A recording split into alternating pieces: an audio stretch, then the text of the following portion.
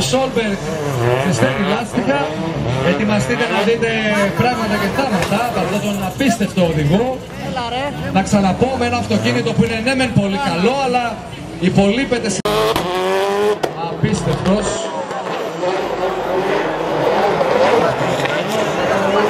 Σας αφήνουμε να το απολαύσετε.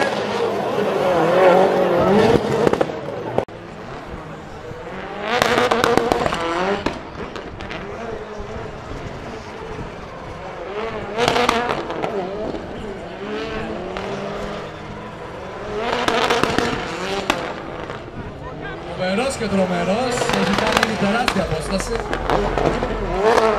Δεν υπάρχει συναγωνισμός και ως προς τα αυτοκίνητα βέβαια. Παρ' όλα αυτά είναι φοβερή η οδήγηση του Σόλμπεργκ.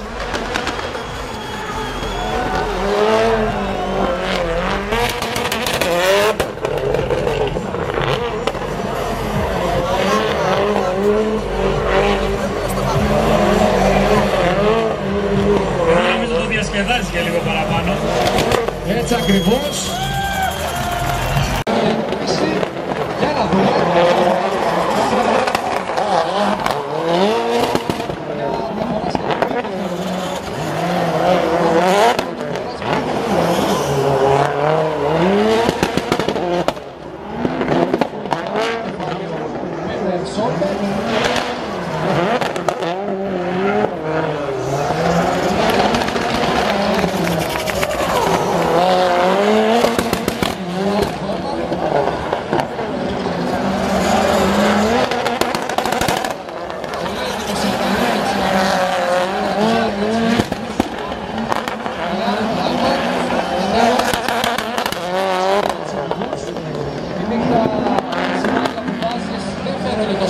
Γιατί είμαστε σίγουροι ότι οδηγεί για να είναι επαναλήψιμοι και να πατάνε τις γραμμές σε 20 μάχες που είστε.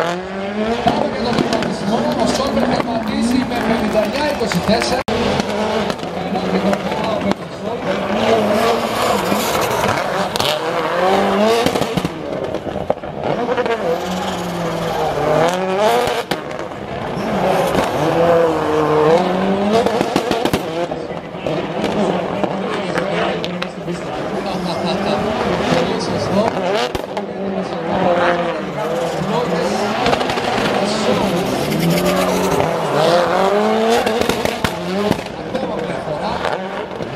Τι όνειδος είναι αυτός που στέλνει.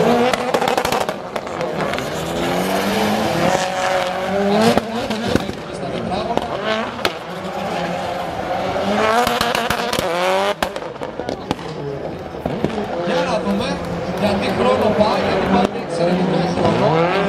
Πάει πάρα πολύ καλά, στέκεται πολύ καλά δίπλα του. Και ο Σόλμπεργκ τερματίζει με 59-46.